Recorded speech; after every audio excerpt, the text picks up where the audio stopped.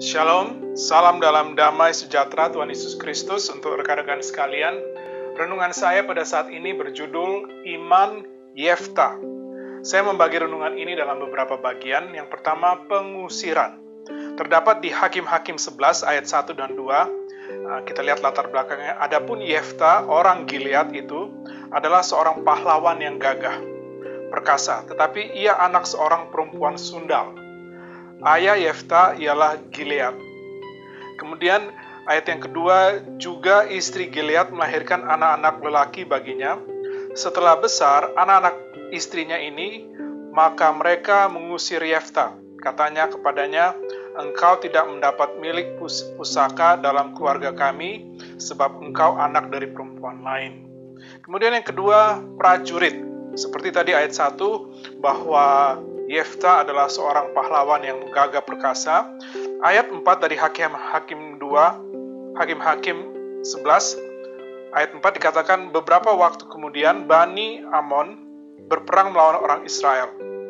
Dan ketika Bani Amon itu berperang melawan orang Israel, pergilah para tua-tua Gilead menjemput Yefta dari tanah Tob.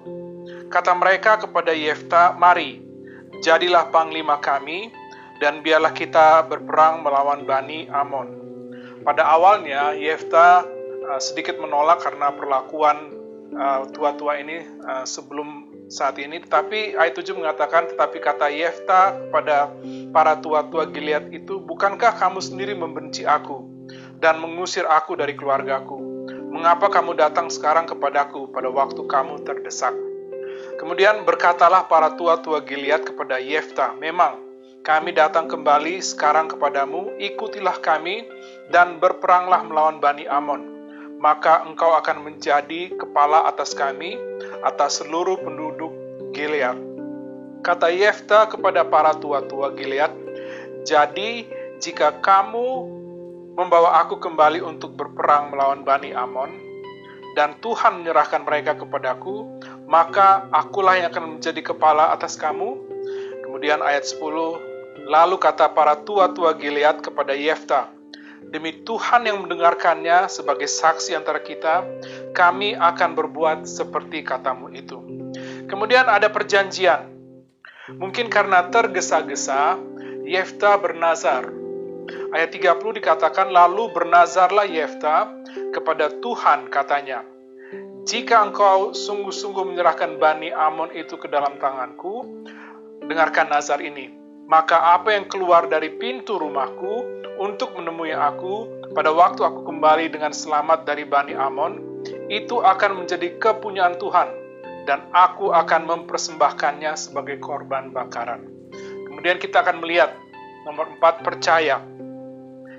Pada saat setelah perang, seperti yang dijanjikan, dikatakan, maka apa yang keluar dari pintu rumahku untuk menemui aku pada waktu aku kembali dengan selamat dari Bani Amon, itu akan menjadi kepunyaan Tuhan dan aku akan mempersembahkannya sebagai korban bakaran. Ayat 34 dikatakan, ketika Yefta pulang ke Misbah, ke rumahnya, tampaklah anaknya perempuan keluar, menyongsong dia dengan memukul rebana serta menari-nari.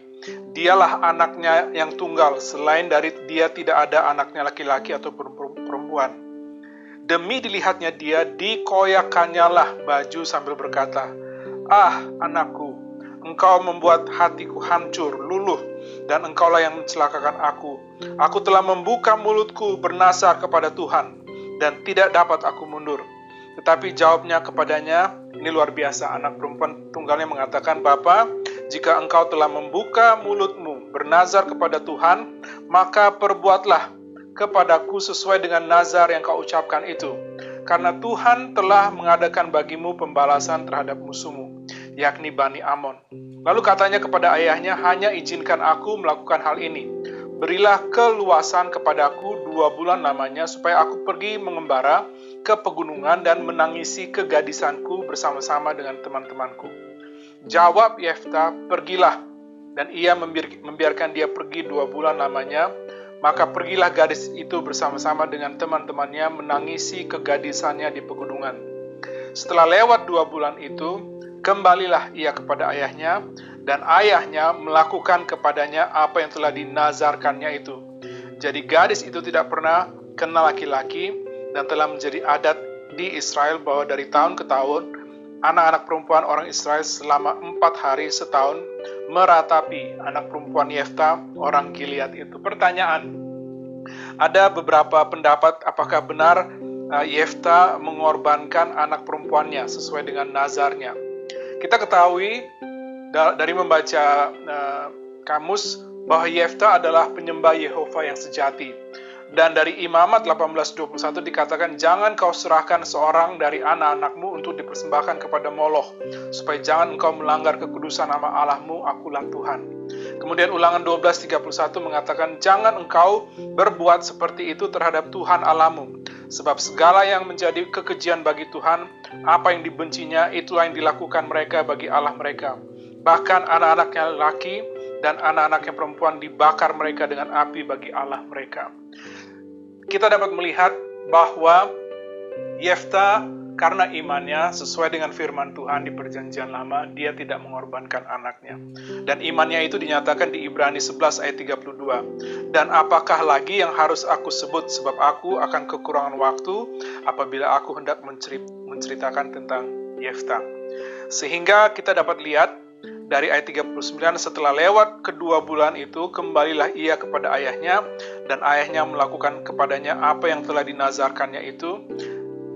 Kata-kata Alkitab adalah, jadi gadis itu tidak pernah kenal laki-laki, dan telah menjadi adat di Israel bahwa dari tahun ke tahun, anak perempuan orang Israel selama 4 hari, setahun meratapi anak perempuan Yefta, orang Gilead itu. Iman Yefta sebagai contoh adalah iman yang tetap percaya kepada Tuhan, lebih utama daripada apa yang dijanjikan.